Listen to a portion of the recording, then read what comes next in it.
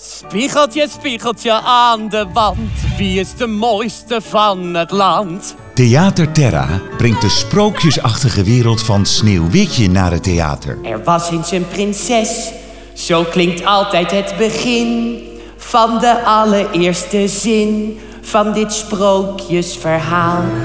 Op een dag in haar kasteel vertelt de toverspiegel aan de koningin dat niet zij, maar prinses Sneeuwwitje de mooiste van het land is. Gisteren zei je nog dat ik de mooiste was en niet Sneeuwwitje.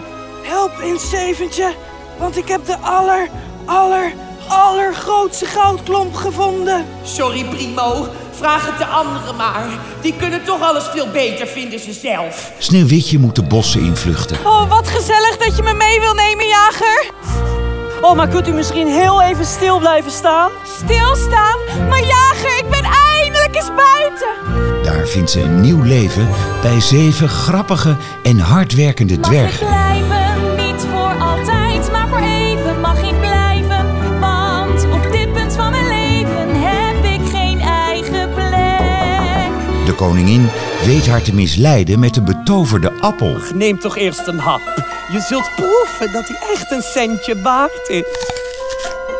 Alleen een kus van ware liefde kan haar nog redden.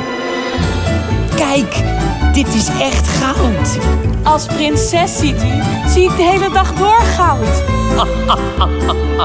Is ze lief? Is ze aardig? Kan ze paella maken? Ik kan het proberen. Ze mag blijven, niet voor altijd, maar voor even. Ze mag blijven, als ze koken kan voor 7, dan hebben wij hier. Waarom ben ik niet gewoon?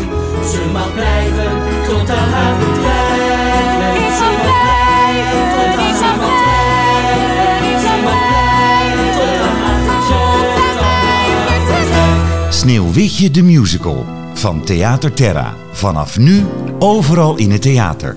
Er was eens een dwerg. Nou, dat is toch een veel betere eerste zin voor dit sprookje, hè?